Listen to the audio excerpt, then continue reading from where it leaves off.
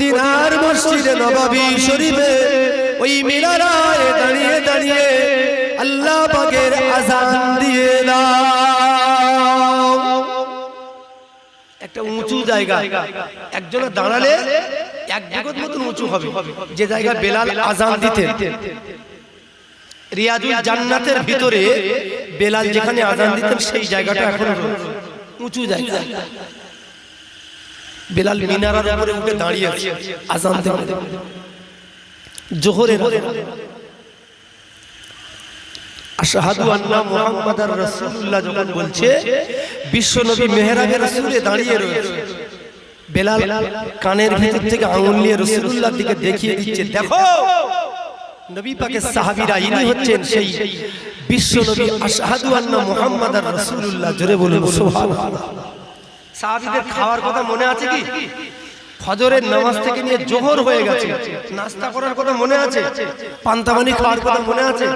কিছু মনে নেই।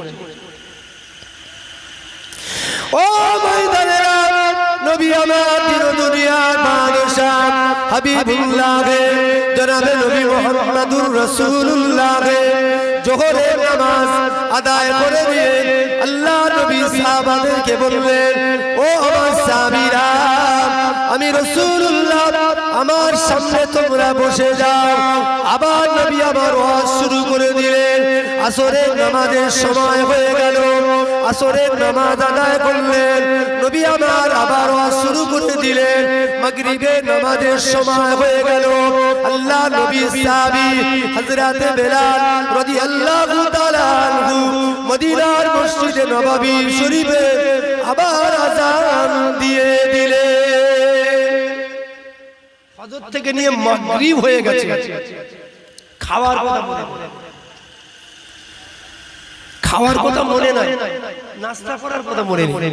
বিশ্বনবী মাগরিবের নামাজ আদায় করে সাহাবীদেরকে বলছে, আয় আমার সাহাবীরা, এবারে বলো তো দেখি, ফজরের নামাজ থেকে নিয়ে মাগরিব পর্যন্ত যা ওয়াজ করেছি কার মুখে শুনেছো বলো?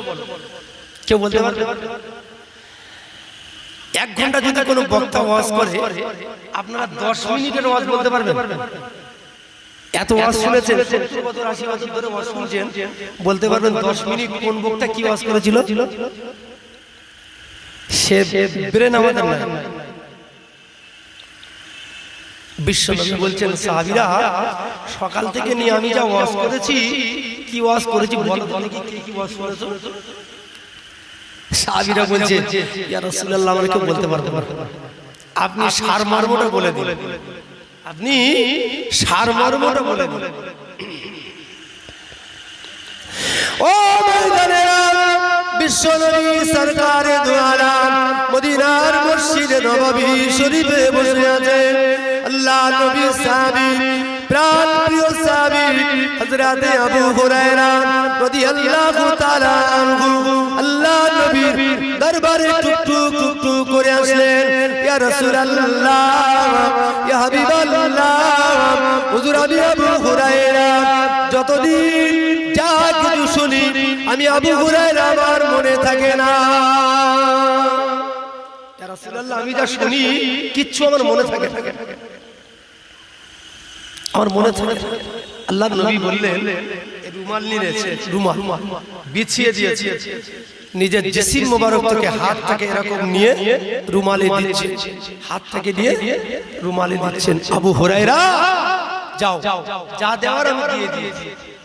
আবু হুরায়রা রাদিয়াল্লাহু তাআলা আনহু বলেছিলেন, সেই দিন থেকে আমি আবু হুরায়রা যা কিছু শুনতাম জীবনে কোনোদিন ভুলতাম না। জোরে বলে সুবহানাল্লাহ। আবু হুরায়রার নাম কি ছিল বলে? আবু হুরায়রার অরিজিনাল নাম কি ছিল? আব্দুর রহমান। আবু হুরায়রার নাম কেন হলো?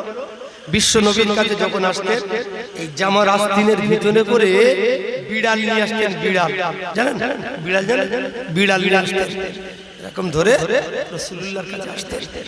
আল্লাহর নবী একদিন মজাক করে আবু হুরায়রাকে বলেছিলেন, হিররুম শব্দের অর্থ হলো বিড়াল।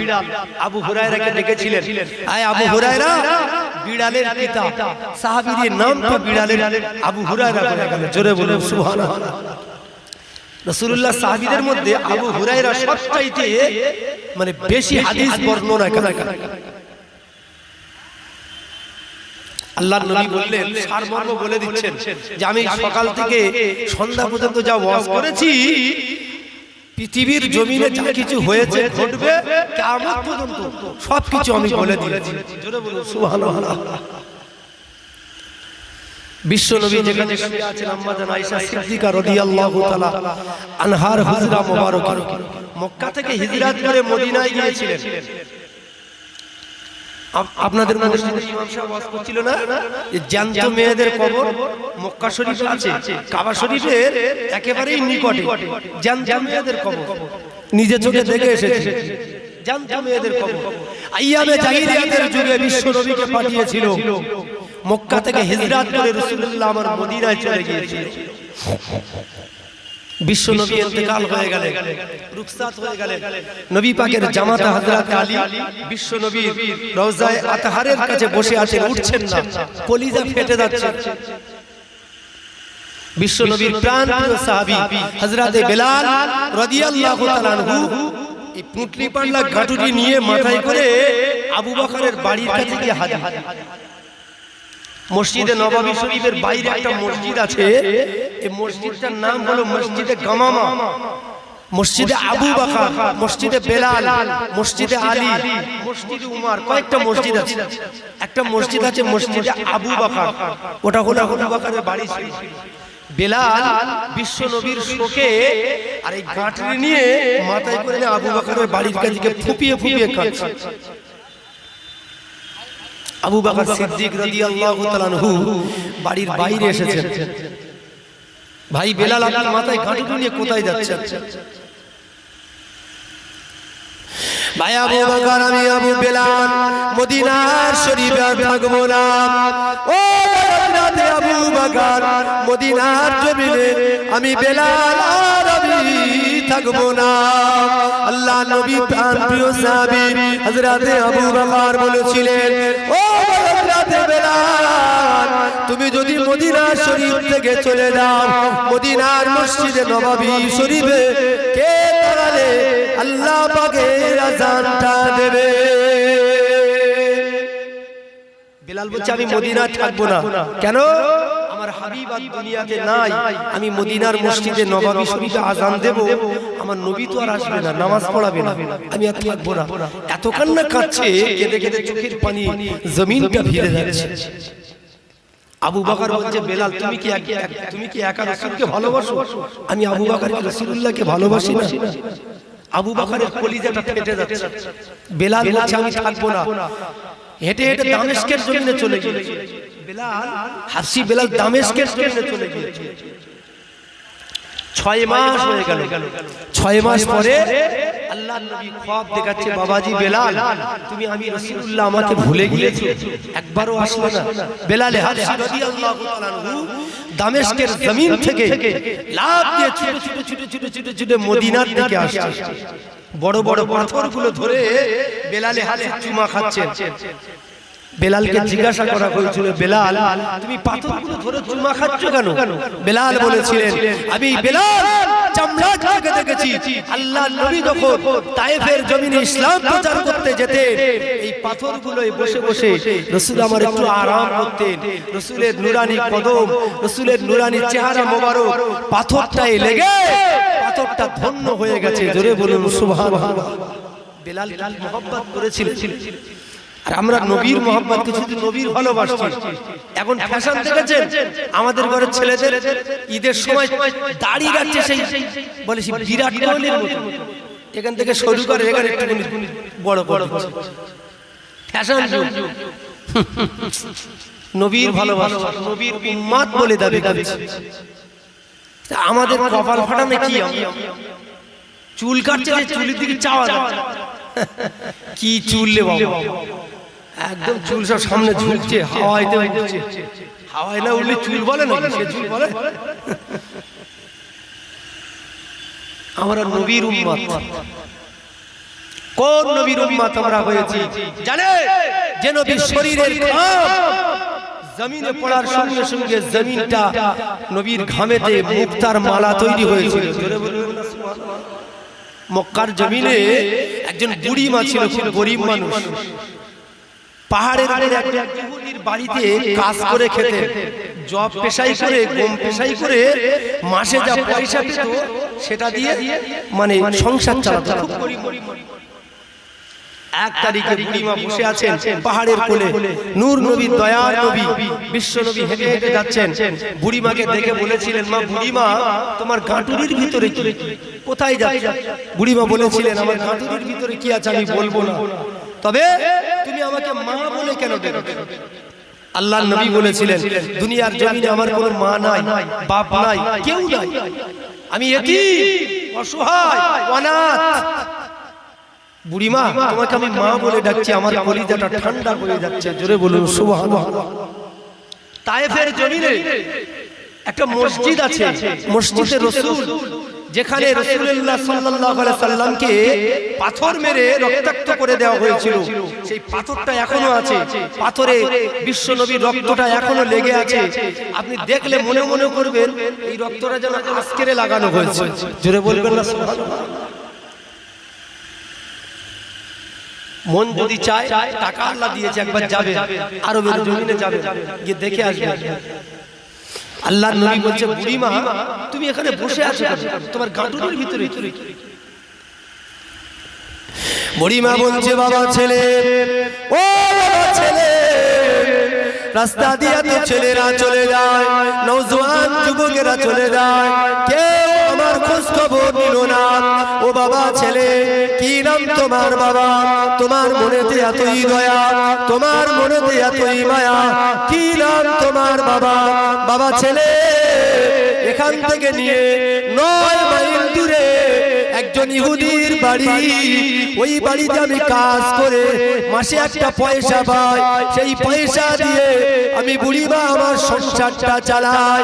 ও বাবা ছেলে, 7 দিন হয়ে গেল, আমার শরীরে প্রচন্ড জ্বর, আমি ওই ইহুদির বাড়ি কাজ করতে যেতে পারি না।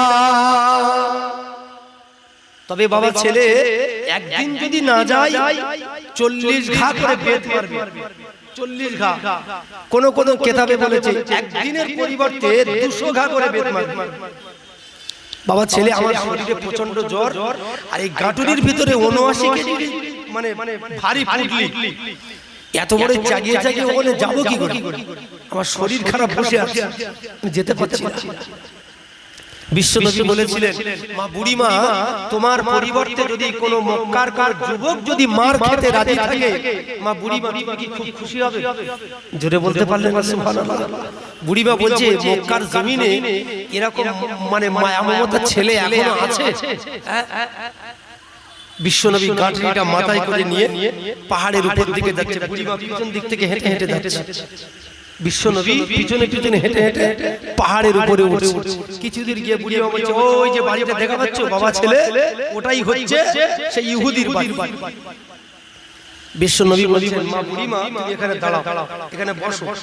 আল্লাহর নবী গাঁটরিটা মাথায় থেকে নামিয়ে নিচে নামিয়ে আর হাত দিয়ে এইভাবে টেনে ঘামটাকে নিয়ে মক্কার জমিনে ছেড়ে দিয়েছে।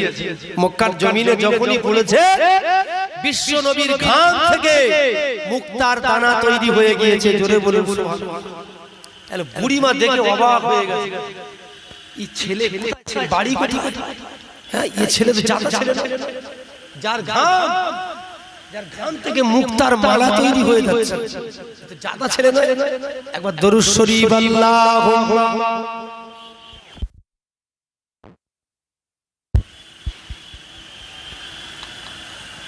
ওয়ালা আলি সাইয়্যিদিনা।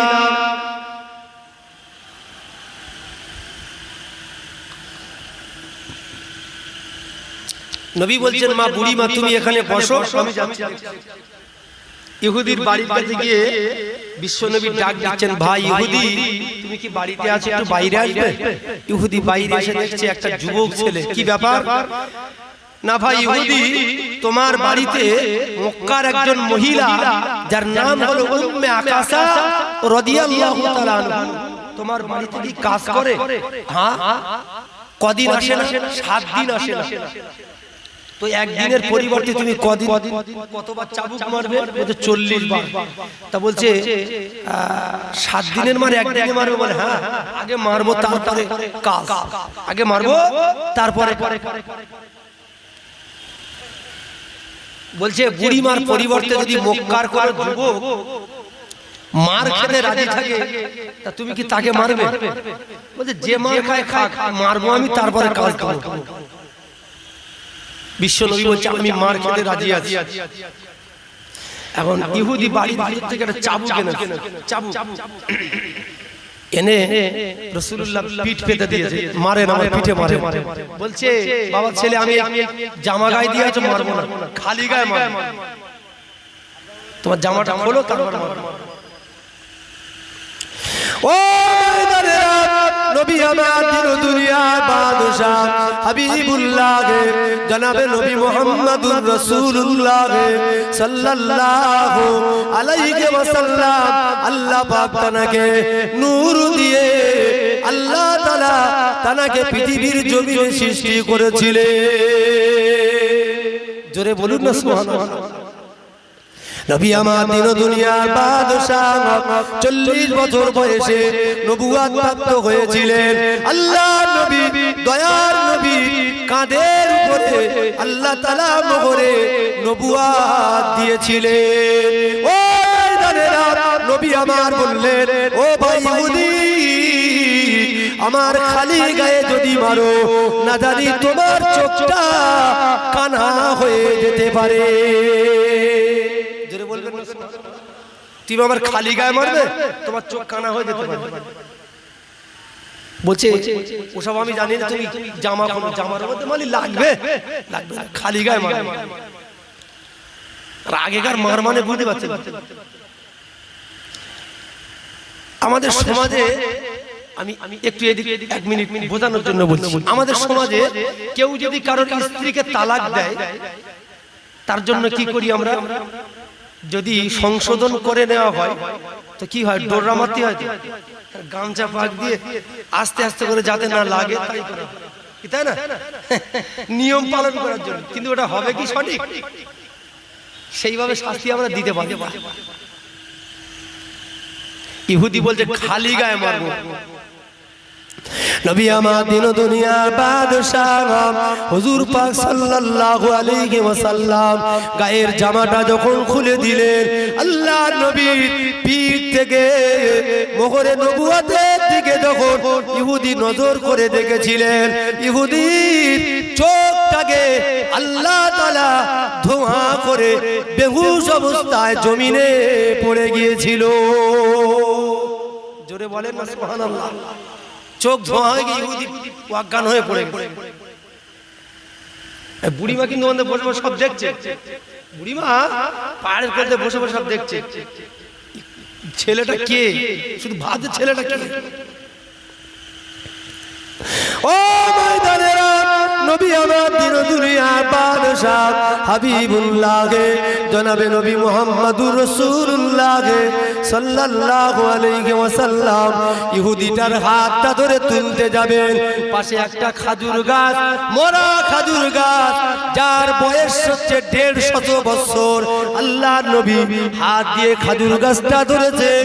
আল্লাহর নবীর নুরানি হাতের ছোঁয়া পেয়ে 150 বছরের খাজুর গাছ জীবিত জিন্দা হয়ে পাকা পাকা খাজুর ঝুলতে লেগেছে।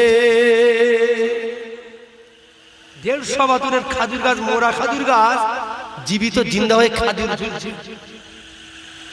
ইহুদির হুঁশ ফিরে গেল।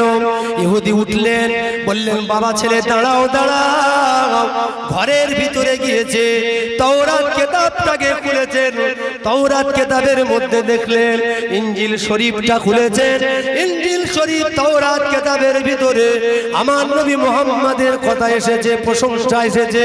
যিনি আখেরি জামানার নবী হবে, একজন বুড়িমার পরিবর্তে মার খেতে পিঠ পেতে দেবেন। যিনি আখেরি জামানার নবী হবে, মরা গাছটা জীবিত জিন্দা হয়ে খেজুর ধরবে। না না না না, ইনি হলেন সেই নবী হযরতে মুহাম্মদ।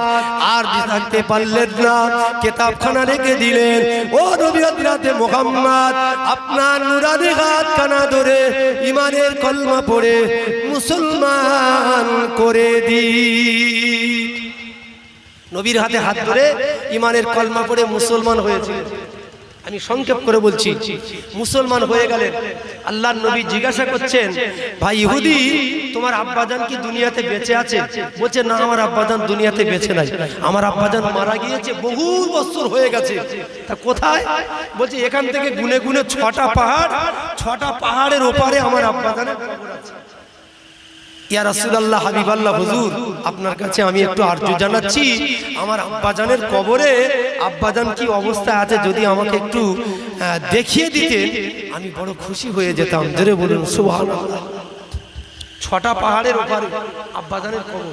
আচ্ছা, আমাদের মা বাপ তো মারা গিয়েছে, কি মারা যায়নি? দাদা দাদি আত্মীয় স্বজন মারা গেছে, সব কবরে আছে না? 1 মাস রোজা চলে গেল, 1 মাস রোজা চলে গিয়েছে, সবে কদর, লাইলাতুল কদর, বড় বড় ভালো ভালো রাত চলে গেছে। আমরা বাপ মায়ের জন্য কেউ 1 খতম কোরআন শরীফ তেলাওয়াত করে দিতে পারি না। বাপ মা কি অবস্থা আছে আমরা তো জানি না। জানি কি? রাসূল বলেছে 5টা রাত লাইলাতুল কদর তোমরা তালাশ করো। আমরা 12 রাকাত নামাজ পড়ে যেদারকে ঘুমিয়ে পড়ছি। নামাজের আমরা রাতের মহত্ব কি বুঝবো? রাতের মর্যাদাটা বুঝবো কিভাবে? সারা মাস রোজা করলেন না, ঈদগার ময়দানে গিয়ে ঈদের নামাজ পড়তে গেলে তা মর্যাদা কি বুঝবো? ঈদের যে মাহাত্ম্য, ঈদের যে আনন্দ কি বুঝবেন আপনি? সারা মাস রোজা রাখুন। যারা সারা মাস রোজা রেখেছিল জিজ্ঞাসা করে দেখুন, অন্তরটা শুধু কাঁদছে যে রোজাটা কেন চলে গেল, রোজাটা কেন চলে গেল, আরো কিছুদিন হলে ভালো হতো। যারা প্রকৃত রোজাদার এরা বুঝতে পারবে যে রোজার কি মাহাত্ম্য, রোজার কি গুরুত্ব। আল্লাহর নবী বললেন, তোমার আব্বাজানের কবরে 6টা পাহাড়ের ওদিকে। তো বলছে, ইয়া রাসূলুল্লাহ, আপনি একটু চলেন না, আমার আব্বাজানের কবরটা একটু ওই কবরের কাছে যাই। বাপ মার যখন জিয়ারত হয়, কেউ যদি বলে এখান থেকে জিয়ারত করতে কবরস্থানে গেলাম, মনটা একটু কাঁদবে না? কি কাঁদবে না? যে এত কিছু করলাম, বাপ মার কবরের ধারে একটু দাঁড়ালি তো একটু ভালো হতো, মনটা খুশি হতো। ও ময়দানেরা, নবী আমার দিন দুনিয়ার বাদশাহ হাবিবুল্লাহ জনাবে মুহাম্মদুর রাসূলুল্লাহ সাল্লাল্লাহু আলাইহি ওয়াসাল্লাম, আল্লাহ নবীর নূরানি চেহারা মোবারকটা ওই পাহাড়ের দিকে যদি যখনই ঘুরে দাঁড়িয়েছে, আল্লাহ নবীর সম্মুখ থেকে 6টা পাহাড় উধাও হয়ে গিয়েছে। জোরে বলতে পারলেন না? 6টা পাহাড় উধাও হয়ে গেছে, ফাঁকা হয়ে গেছে। ইহুদির কবর আস্তে আস্তে এসে বিশ্ব নবীর কাছে এসে দাঁড়িয়ে গেল। বিশ্ব নবীর কাছে কবর আস্তে আস্তে সরে সরে রাসূলুল্লাহর কাছে এসে গেছে। আল্লাহর নবী এবার কবর থেকে তো জীবিত করে দেখাচ্ছে, আমার নবী পারবে? এই বিশ্বাস কার কার আছে? হাত তোলেন দিন দেখি। আমার নবী পারবে তো? ইনশাআল্লাহ। জীবিতকে, মুর্দা ব্যক্তিকে জিন্দা করতেন কোন নবী? ঈসা আলাইহিস সালাম, তাই তো? কুম বিইযনিল্লাহ বললে কবর থেকে মুর্দা ব্যক্তি উঠে দাঁড়িয়ে যেত। আমাদের নবী তো নবীদের নবী, পারবেন ইনশাআল্লাহ। আরে নবীর কথা পরে আসছে। পীরানে পীর দস্তগীর গৌসুলে আযম হযরত বড় পীর রহমাতুল্লাহ আলাইহি হুজুরের কাছে 1 লক্ষ ইহুদি খ্রিস্টানেরা গিয়েছেন। 1 লক্ষ ইহুদি খ্রিস্টান পীরকে কেমন পরীক্ষা করবে। ও ময়দানেরা, কথায় কথায় বেড়ে গেল মুজাদ্দিদে জামান দাদা হুজুর কেবলা রহমাতুল্লাহ আলাইহি বাংলাদেশের জমিনে পীর কেমন পরীক্ষা করেছিল আমি একটু একটু করে ধরিয়ে দিচ্ছি। পীরানে পীর দস্তগীর গৌসুলে আযম বড় পীর রহমাতুল্লাহ আলাইহির কাছে 1 লক্ষ ইহুদি গিয়েছিলেন। ও বাবা বড় পীর, কেমন তুমি বড় পীর, আজকের যদি একটা মুর্দা ব্যক্তিকে কবরের ভিতর থেকে তুমি জীবিত জিন্দা করে দেখাতে পারো, 1 লক্ষ ইহুদি খ্রিস্টানেরা তোমার হাতে হাত দিয়ে মুসলমান হয়ে যাব। একটু মাথায় হাত করে চিন্তা করে বড় পীর সাহেব বলছে আমি পারবো, ইনশাআল্লাহ আমি পারবো, চলো কোন কবরস্থানে যেতে হবে সেখানে গিয়ে জীবিত করে দেখাবো, চলো। আর নবীদের কথা তো পরে, একটা পুরানো কবরস্থানে গিয়ে বলছে ওই যে কবরটা সবচাইতে সবার আগে উনি মরেছে, ওই কবর থেকে জীবিত করা। পীরানে পীর দস্তগীর গাউসুল আযম হযরত বড় পীর রহমাতুল্লাহ আলাইহি বলেছিলেন, উলামা উম্মতি কাম্বিয়া বানি ইসরাইল, ও আমার কবরবাসী আল্লাহর বান্দা, আমি পীরানে পীর দস্তগীর গাউসুল আযম আব্দুল কাদেরের উপরে যদি আল্লাহ রাজি হয়ে যায়, খুশি হয়ে যায়, আল্লাহর হুকুমে মুর্দা ব্যক্তি কবর থেকে জীবিত জিন্দা হয়ে যাও। বড় পীর সাহেবের কথা শেষ হয়ে গেল, আল্লাহর হুকুমে মুর্দা ব্যক্তি কবর থেকে উঠে দাঁড়িয়ে গেলেন। ও বাবা আব্দুল কাদের, কিয়ামত কি শুরু হয়ে গেল নাকি? জোরে বলতে পারলেন না? আরো জোরে বলতে পারলেন না? মুর্দা ব্যক্তি কবর থেকে উঠে বলছে আব্দুল কাদের, কিয়ামত কি শুরু হয়ে গেল নাকি? বলছে আবার তুমি তোমার জায়গায় চলে যাও। 1 লক্ষ ইহুদি খ্রিস্টানেরা বড় পীর সাহেবের হাতে হাত দিয়ে ঈমানের কলমা পড়ে মুসলমান হয়েছিলেন। জোরে বলুন। আল্লাহর নবী বললেন কুম বিইযনিল্লাহ, কবর উঠে মুর্দা ব্যক্তি উঠে দাঁড়িয়ে যাও। আল্লাহর হুকুমে মুর্দা ব্যক্তি উঠে দাঁড়িয়ে গেছে। ইয়া রাসূলুল্লাহ, হাবিবাল্লাহ, হুজুর আল্লাহ রাসূলকে তাজিম করছেন। বিশ্বনবী দেখছেন ইহুদির কপালে, ওই ইহুদি বাপের কপালে চামড়া একটা ঢাকা আছে। বলছে ইহুদি তোমার বাপের কবরে এই কপালে কি আছে? বলছে আমার আব্বাজান যখন মারা গিয়েছিল, মারা যাওয়ার আগে আরবি অক্ষরে লিখেছিল লা ইলাহা ইল্লাল্লাহ মুহাম্মাদুর রাসূলুল্লাহ লিখে দি, লা ইলাহা ইল্লাল্লাহ। বিশ্বনবী এটা হাত দিয়ে খুলে দেখলেন, লেখা রয়েছে লা ইলাহা ইল্লাল্লাহ। বিশ্বনবী লিখে দিলেন মুহাম্মাদুর রাসূলুল্লাহ। জোরে বলুন সুবহানাল্লাহ। আল্লাহর নবীর হাতে হাত দিয়ে ইহুদির বাপ মুসলমান হয়ে গেলেন। জোরে বলুন সুবহানাল্লাহ। পুনরায় কবরে দীক্ষিত হয়ে গেলেন। পাহাড়ের উপর থেকে বিশ্বনবী হেঁটে হেঁটে নিচের দিকে আসছে। মা বুড়িমা চলো এবার বাড়ি যাই, চলো। বুড়িমা সদ্যে গেছে। বুড়িমা বলছে কে বাবা? ছেলে। ও বাবা ছেলে, কি নাম তোমার? তোমার মনে এতই দয়া, তোমার মনে এতই মায়া, কি নাম তোমার বাবা?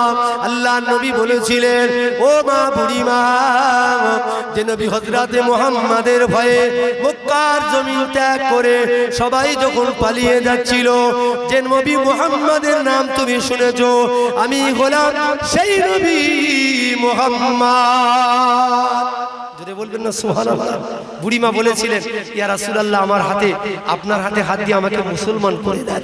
কেন? আমি দেখেছি আপনার শরীরের ঘাম মক্কার জমিনে পড়ে মক্কার জমিন থেকে মুক্তার মালা তৈরি হয়ে গেছে। বুড়িমা ঈমানের কলমা পড়ে মুসলমান হয়েছিলেন। জোরে বলুন সুবহানাল্লাহ। এই কাবা শরীফে যারা যায়, হাতিম শরীফ বলে একটা জায়গা আছে, কাবার গা ধরে একটা ব্যারিকেড ঘেরা আছে, হাতিম শরীফ। একটা সময় প্লাবনে ভেঙে গিয়েছিল।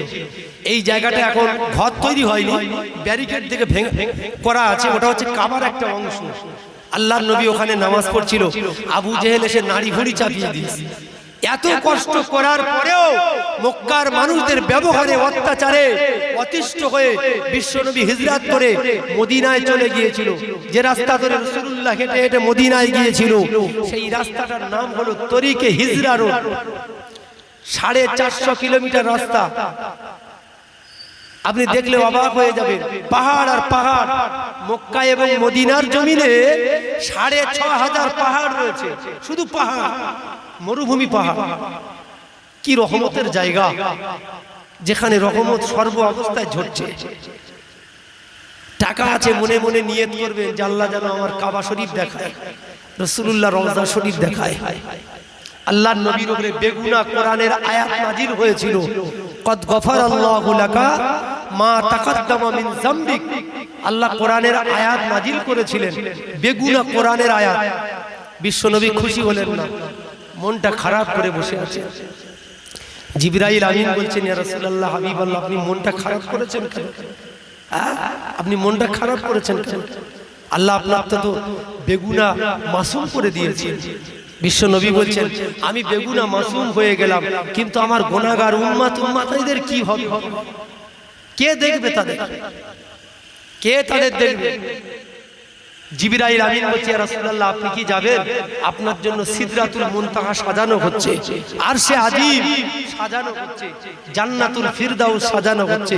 বিশ্ব নবী বললেন, আমি এই মদিনার জমিন থেকে যেতে চাই না, সিদরাতুল মুনতাহা আমি চাই না, আরশে আজিম আমি চাই না, আমার গুনাহগার উম্মতানিদেরকে নিয়ে মদিনার জমিনে মাটির নিচে থাকতে চাই। জোরে বলুন সুবহানাল্লাহ। কেন? পৃথিবীর জমিন থেকে আমার গুনাহগার উম্মতানিরা গুনার বোঝা নিয়ে আসবে, কাবা শরীফ দেখবে, দেখার সঙ্গে সঙ্গে জীবনের গুনাহ মাফ হয়ে যাবে। আমি রাসূলুল্লাহ কাবায় আমাকে খুঁজবে, পাবে না। মক্কা থেকে মদিনায় যাবে, আমি রাসূলুল্লাহ আমার কাছে আসবে। রাসূলের উপরে আল্লাহ কোরআনের আয়াত দিলেন, ওয়ালাউ আন্নাহুম ইযযালামু আনফুসাহুম জাউকা ফাস্তাগফিরুল্লাহ ওয়াস্তাগফারা লাহুমুর রাসূলা লাওয়াজাদুল্লাহা তাওয়াবার রহিমা। আমি রাসূলে পাক মদিনায় রওজাতুল আতহার থেকে শুয়ে শুয়ে গুনাহগার উম্মতানিদের জন্য আল্লাহর দরবারে তওবা ইস্তেগফার করব। জোরে বলুন সুবহানাল্লাহ। সেই মদিনার মসজিদ নববী শরীফ প্রায় 150 থেকে 200 বিঘা মতো মানে এলাকা জুড়ে মসজিদ, 150 বিঘা কম বেশি হবে। মসজিদের এই গেটে যদি একজন দাঁড়িয়ে থাকে আর ওই গেটে যদি একজন দাঁড়িয়ে থাকে, মনে হয় বাচ্চা ছেলে দাঁড়িয়ে আছে। কে দাঁড়িয়ে আছে আপনি চিনতে পারবেন না, এত বড় মসজিদ, কি রহমতপূর্ণ জায়গা। 1 তারিখে মদিনার মসজিদে নববী শরীফে আল্লাহ নবী, দয়ার নবী সাহাবায়ে কেরামদেরকে নিয়ে আল্লাহ নবী আমার তালিম দিকে বসে গেলেন। ও সাহাবীরা, আমি রাসূলুল্লাহ সাল্লাল্লাহু আলাইহি ওয়াসাল্লাম মক্কার মানুষদের অত্যাচারে ব্যবহারে মক্কা হিজরত করে মদিনায় চলে আসলাম। ও আমার সাহাবীরা, আমার আল্লাহ পাক ওই মক্কা শরীফটা আমার হাতে আল্লাহ তাআলা করায়ত্ত করে দেবে। মক্কা আমার হাতে আল্লাহ তুলে দেবে। হিজরত করেছিলেন, হিজরতের পরে 8 বছর পরে কাবা থেকে যখন রাসূল যাচ্ছেন, কাবার দিকে চেয়ে চেয়ে বলছেন, কালো কাবা, আমার তো যেতে মন চায় না, তবে মক্কার মানুষের ব্যবহারে আমার এখানে থাকতে দিচ্ছে না, আল্লাহর হুকুমে মদিনায় যেতে হচ্ছে। তবে মনে রেখে দিও কালো কাবা, একদিন না একদিন আমি রাসূলুল্লাহ আবার ফিরে আসবো। 8 বছর পরে সাহাবীদের নিয়ে বলছে, খুব অল্প দিনের ভিতরে মক্কা শরীফ বিজয় হবে, আল্লাহ আমার হাতে তুলে দেবে। তবে সাহাবীরা, তোমরা যুদ্ধে যাওয়ার জন্য, মক্কা শরীফ বিজয় করতে যাওয়ার জন্য প্রস্তুত হয়ে যাবে। তবে এই কথাটা যেন মক্কার কোনো মানুষ যেন না জানে। আল্লাহর নবীর কাছে একজন সাহাবী বসেছিল, হযরতে হাতিম ইবনে আবি বালতা রাদিয়াল্লাহু তাআলা আনহু। উনি পিছন দিকে বসে আছেন, আর ওনার কিছু আত্মীয় স্বজন মক্কায় ছিল। উনি বাড়ি গিয়ে একটা চিঠি লিখেছেন। চিঠি লিখে একটা মহিলার দ্বারায় পাঠাচ্ছেন, যাও মক্কা শরীফে গিয়ে পৌঁছে দাও। মক্কা শরীফে গিয়ে চিঠিখানা পৌঁছে দেবে। কেন? বিশ্ব নবী মক্কা শরীফ বিজয় করতে যাবে, আর একটা যুদ্ধের পরিস্থিতি যদি তৈরি হয়ে যায়, আত্মীয় স্বজন সবাই মারা পড়বে। অর্থাৎ তারা যদি এই যুদ্ধে অংশগ্রহণ না করে পিঠটাকে বাঁচিয়ে নেয়, যেন যুদ্ধে না অংশগ্রহণ করে।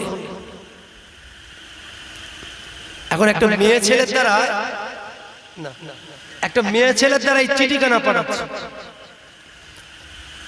গোপনে গোপনে চিঠিটা নিয়ে মক্কা এবং মদিনার মাঝখানে একটা জায়গা আছে, যে জায়গাটার নাম হলো নাখলা নামক জায়গা। নাখলা, এই জায়গা নবী আমার দিন ও দুনিয়ার ওই চিঠিখানা নিয়ে ওই মহিলাটা চলে যাচ্ছে। আল্লাহর নবী, দয়ার নবী, আল্লাহ পাক তাকে গায়বী ইলহাম ভাবে জানিয়ে দিলেন, আয় আমার হাবিব মুস্তাফা জানে রহমান মদিনার জমিন থেকে একজন মহিলা একটা চিঠিখানা নিয়ে মক্কায় পৌঁছে দিতে যাচ্ছে। নাখলা নামক জায়গায় চলে গিয়েছে। নবী আমার ডাক দিলেন, ও বাবা আব্বা, ও বাবা আলী, চলে দাও চলে দাও। মক্কা এবং মদিনার মাঝখানে নাখলা নামক জায়গা, যে জায়গাটাতে একজনা মহিলা মদিনার জমিন থেকে একটা চিঠিখানা নিয়ে মক্কার জমিনে পৌঁছে দিতে যাচ্ছেন। ও বাবা আলী, ওই চিঠিখানা ফিরিয়ে নিয়ে এসো। ও ময়দানেরা, আল্লাহ নবীর জামাত আলী, নবী পাকের চাচা হযরত আব্বাস রাদিয়াল্লাহু তাআলা আনহু দুইজনা তলোয়ারখানা নিয়ে নাখলা নামক জায়গায় গিয়ে দেখলেন একজনা মহিলা হেঁটে হেঁটে মক্কার দিকে চলে যাচ্ছে। নবীর জামাত আলী বলেছিলেন, ও মহিলা, তোমার মাথার খোপার ভিতরে কি আছে তুমি বার করে দাও। কিছু নেই, বলছে কি আছে বার করে দাও। আমার নাম আলী। তলোয়ার দেখা পাচ্ছ, তলোয়ারটার নাম জুলফিকার। আগে বার করো কি আছে, না হলে দুখণ্ড করে দেবে। আর মাথার চুলের খোপার ভিতর থেকে চিঠিখানা বার করে আলীর হাতে দিয়েছে। হযরতে আলী চিঠিখানা নিয়ে রাসূলুল্লাহর দরবারে গিয়ে হাজির। আল্লাহর নবী চিঠিখানা খুলে দেখছে কার লেখা, বুঝতে সব বুঝতে পারছে। মাস্টার যখন ছাত্রদের পড়ায়, কোন ছাত্রটা ভালো পড়ছে, কার হাতের লেখা ভালো আর কার হাতের লেখা খারাপ, মাস্টার জানবে না? জানবে কে বদমাইশি করে আর কি ভালো পড়াশোনা করে, জানবে? নবী আমার বুঝতে পারছে, কিন্তু যদি প্রকাশ করে দেয়, ওমরে ফারুক বসে আছে, যার এত রাগ, ওমরে ফারুকের এত রাগ, যে রাস্তা দিয়ে ওমর যেত 40 দিন শয়তান যেত না। জোরে বলবেন না সুবহানাল্লাহ। মদিনার বাচ্চারা যখন কান্নাকাটি করতেন, মায়েরা শুধু এতটুকুই বলতেন, রাস্তা দিয়ে নবীর সাহাবী ওমর আসছে, কান্নাটা বন্ধ করো। মক্কার বাচ্চাদের, মদিনার বাচ্চাদের কান্নাগুলো থেমে যেত। জোরে বলুন সুবহানাল্লাহ। আল্লাহর নবী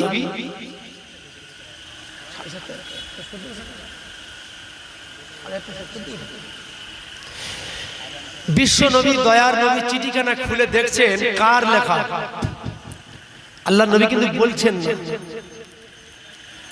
নবী পাকের সাহাবী একজন সাহাবী উঠে দাঁড়িয়ে পড়লেন, আসসালাতু আসসালামু আলাইকা ইয়া রাসূলুল্লাহ, আসসালাতু আসসালামু আলাইকা ইয়া হাবিবাল্লাহ। হুজুর, গুস্তাখি ক্ষমা করুন, বেয়াদবি মাফ করুন। আপনি যদি আমাকে হুকুম দেন এই চিঠিখানা কার হাতের লেখা, আমি আপনার কাছে বলে দিতে পারি। হুজুর, আপনি আমাকে হুকুম দেন এই চিঠিখানা কার হাতের লেখা, আমি বলে দেব। আল্লাহর নবী বলেছিলেন, তা বলো দেখি কার হাতের লেখা। সাহাবী বলেছিলেন, ইয়া রাসূলুল্লাহ, ইয়া হাবিবাল্লাহ, এই চিঠিখানা আপনার সাহাবী হযরত হাতিম ইবনে আবি বালতা রাদিয়াল্লাহু তাআলা আনহুর হাতের লেখা। উমারে ফারুক তো রেগে উঠে দাঁড়িয়ে তলোয়ারখানা নিয়ে হাতিম ইবনে আবি বালতার মাথার উপর গিয়ে ধরেছে। ইয়া রাসূলুল্লাহ, ইয়া হাবিবাল্লাহ, হুজুর আপনি একবার শুধু অর্ডার দিয়ে দেন, হুকুমটা দিয়ে দেন, উমারের তলোয়ার দিয়ে হাতিম ইবনে আবি বালতার দুখণ্ড করে দেব। আপনি একবার অর্ডার দিয়ে দেন। এই হুকুম কে দিয়েছে? রাসূল বলেছেন কেউ যেন না জানতে পারে।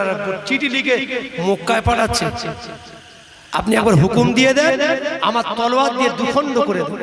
রাসূল বললেন, না, আল্লাহ আমাকে ওমা আরসালনাকা ইল্লা রাহমাতাল লিল আলামিন করে পাঠিয়েছে। আল্লাহ আমাকে প্রতিশোধ নেবার জন্য পাঠাননি, মাফ করে দেবার জন্য। আমি আজকে মাফ করে দেব। সংক্ষেপ, আল্লাহর নবী 10,000 সাহাবীদের নিয়ে মক্কা বিজয় করতে যাচ্ছেন বড় একটা পাহাড়ের কোলে। রাসূল বললেন, আয় আমার সাহাবীরা, তোমরা 10,000 সাহাবী এক একটা চুলা তৈরি করো, চুলা তৈরি করে আগুন ধরিয়ে দাও। রাসূল বললেন, আয় আব্বাস, তুমি যাও তো মক্কার জমিনে আবু সুফিয়ান, রাসূলুল্লাহর দুশমন আবু সুফিয়ান, তার পরিস্থিতিটা দেখ। এখন গিয়ে দেখছে আবু সুফিয়ান রাতের অন্ধকারে ঘুরছে। আবু সুফিয়ান বলেছিলেন, এই আব্বাস, ওই পাহাড়ের কোলে 10,000 চুলো, এত চুলো কেন, এত আগুন ধরিয়েছে, তাই কত লোক খাবে? আবু সুফিয়ানের জানে ভয় হয়ে গেল। আব্বাস, তুমি আমাকে নিয়ে নবী মুহাম্মাদের কাছে চলো, আমি আর বাঁচবো না। নবী মুহাম্মাদের হাতে হাত দিয়ে ইমানের কলমা পড়ে মুসলমান হয়ে যাব। জোরে বলুন সুবহানাল্লাহ। আমার ভাইয়েরা, আমার বলার উদ্দেশ্য হলো আমরা রমজান মাস পেয়েছি, ভালো ভালো দিন পাই, কিন্তু আমরা যদি এই জুমার নামাজ 22 রাকাত পড়তে এসে 2 রাকাত করে চলে যাই, নবীর ভালোবাসা আমাদের হবে? বিরাট কোহলির মতো যদি দাড়ি রাখি, মাথার চুলগুলো যদি সে রোনাল্ডোর মতো করে রাখি, নবীর আমরা মানে খাস উম্মত হতে পারবো? নবীর দেখা পাবো বলে মনে হয়?